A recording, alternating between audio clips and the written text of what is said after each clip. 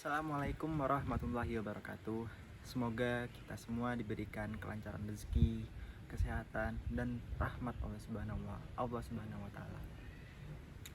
Baik, di Indonesia bahkan di seluruh dunia banyak terjadi aksi-aksi pembunuhan, pengeboman masjid-masjid dan gereja-gereja, terutama tempat-tempat yang sekiranya banyak orang berkumpul. Dan mereka ini juga menyebarkan teror-teror kepada masyarakat sekitar, sehingga masyarakat sekitar pun merasa ketakutan, takut mereka terkena pengeboman, dan mereka juga mengatasnamakan perlakuan mereka itu atau kegiatan mereka itu sebagai bentuk jihad dalam Islam. Salah satu bentuk contohnya seperti ISIS dan yang lain-lain. Oleh karena itu, pada siang hari ini saya akan berbagi ilmu kepada kalian semua tentang apa itu jihad yang sesungguhnya dalam Islam dan bagaimana Islam memandang jihad selama ini. Jihad dalam Islam seringkali disalahartikan oleh sebagian orang, sehingga mereka sampai bisa gampang tercuci otaknya oleh orang-orang yang ingin menghancurkan dunia ini.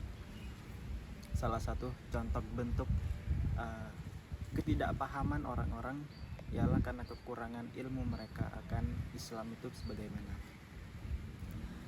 Orang-orang salah mengartikan jihad di dalam Islam itu sebagai bentuk kekerasan, seperti memukul orang-orang kafir, membunuh orang-orang kafir, mengebom banyak tempat gereja-gerejanya orang kafir, bahkan masjid pun juga dibom oleh mereka. Hal ini dikarenakan apa? Hal ini dikarenakan orang-orang tersebut kurang sekali literasi atau kurang sekali ilmu tentang Islam itu bagaimana. Padahal di dalam Islam sendiri juga mengajarkan bahwa Islam itu adalah agama yang cinta damai, agama yang tidak suka membuat kegaduhan, agama yang tidak suka membunuh dan suka membuat onar. Oleh karena itu, Islam itu sebenarnya memandang jihad adalah sebagai bentuk perjuangan atau kesungguhan untuk tetap di jalan Allah Subhanahu wa Ta'ala. Salah satu bentuk jihad yang benar di dalam Islam adalah sebagai, saya ambil contoh kecil saja, seperti Anda bangun subuh, lalu Anda berusaha untuk mengambil wudhu pada saat kedinginan waktu subuh, tetapi Anda tetap melaksanakan sholat, pergi ke masjid, itu salah satu bentuk jihad juga.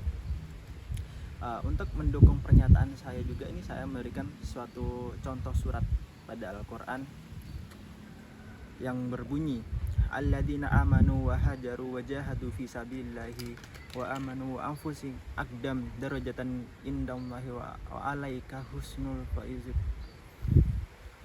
faizun. Surah At-Taubah, yang berarti orang-orang yang beriman dan berjihad dengan harta, benda, dan diri mereka adalah lebih tinggi derajatnya di sisi Allah, dan itulah yang mendapat kemenangan. Jadi di sini orang-orang yang berjihad tidak untuk dirinya tidak bergerak, tetapi mereka menyumbangkan sebagian hartanya untuk kemaslahatan umat, untuk orang-orang yang tidak mampu, orang-orang yang kekurangan ekonomi, atau anak-anak yatim piatu juga bisa. Hal ini juga oleh Allah dianggap derajatnya lebih tinggi daripada orang-orang yang berusaha untuk tidak berusaha untuk diri sendiri, tidak mementingkan orang lain. Jadi arti jihad sebenarnya dalam Islam adalah upaya kita bersungguh-sungguh untuk tetap mencari ridha Allah. Jadi begitu. Selain aksi teroris, di dunia ini sekarang bahkan muncul lagi fenomena yang sudah pernah terjadi di masa lampau, yaitu yang pernah terjadi pada kaum Nabi Lut, kaum Sodomi, yang sekarang lebih dikenal sebagai LGBT. Baik, pada siang hari ini juga saya akan membahas atau mengulas sedikit tentang LGBT. LGBT sekarang ini udah marak sekali dan sedang hangat diperbincangkan. Terlebih kaum LGBT di Indonesia sudah mulai berani menampakkan dirinya, dan mereka sudah mulai berani muncul ke publik dan muncul di acara televisi. Mereka menampakkan dirinya berdalih tentang HAM, kebebasan berpendapat atau kebebasan individu. Mereka memilih jalan LGBT ini, padahal ini sudah sangat menyimpang sekali dengan hukum dan norma-norma dan agama yang berlaku di Indonesia ini.